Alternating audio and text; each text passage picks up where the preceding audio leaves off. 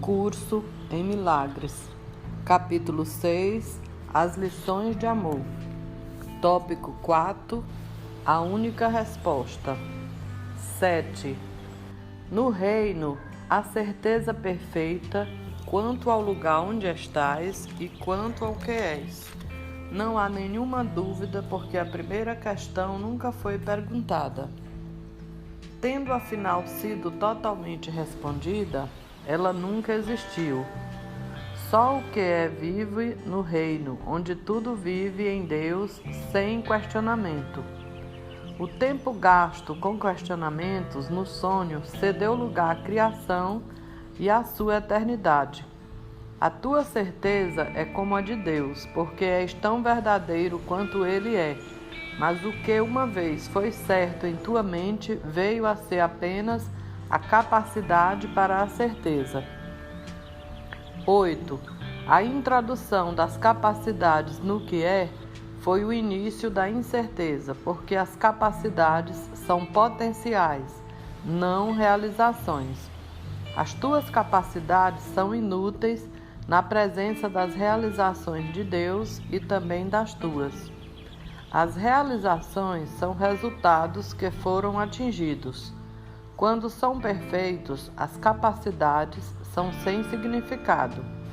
É curioso que o perfeito agora tenha que ser aperfeiçoado. De fato, isso é impossível. Lembra-te, porém, de que quando te pões em uma situação impossível, acreditas que o impossível é possível. 9. As capacidades têm que ser desenvolvidas antes que possas usá-las.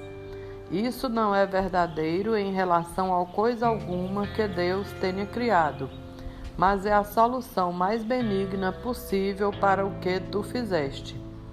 Em uma situação impossível, podes desenvolver as tuas capacidades a ponto de poderem fazer-te sair disso.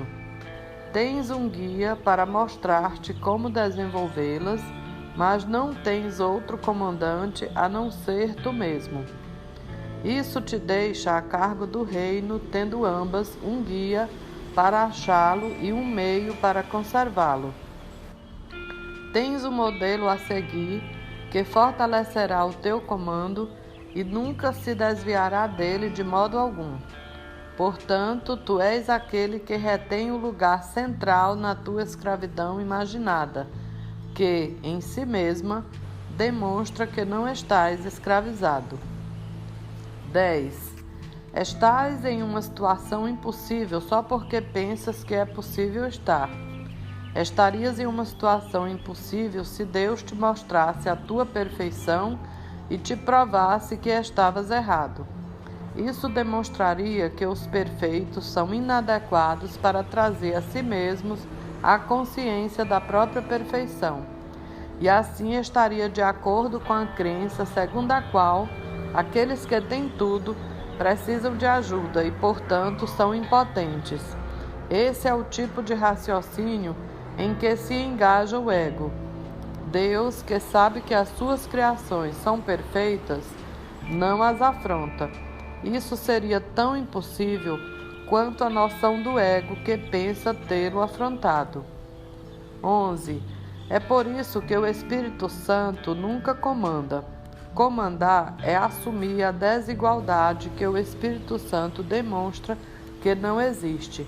A fidelidade a premissas é uma lei da mente e tudo que Deus criou é fiel às suas leis. Porém, a fidelidade a outras leis é também possível, não porque as leis sejam verdadeiras, mas porque tu as fizeste. O que seria ganho se Deus te provasse que tens pensado de modo insano? É possível que Deus perca a sua própria certeza? Eu disse frequentemente que o que tu ensinas, tu és. Quererias tu que Deus te ensinaste que tens pecado? Se ele confrontasse o ser que tu fizeste com a verdade que ele criou para ti, o que poderia ser, senão medroso? Duvidarias da tua mente certa, que é o único lugar onde podes achar a sanidade que Deus te deu? 12. Deus não ensina. Ensinar implica uma falta que Deus sabe que não existe. Deus não é conflitado. O ensino tem por objetivo a mudança, mas Deus apenas criou o imutável. A separação não foi uma perda da perfeição, mas um fracasso na comunicação. Uma forma de comunicação áspera e estridente surgiu como a voz do ego. Ela não podia estilhaçar a paz de Deus, mas podia estilhaçar a tua. Deus não a silenciou, porque erradicá-la seria atacá-la. Sendo questionado, ele não questionou, simplesmente deu a resposta. A sua resposta é o teu professor.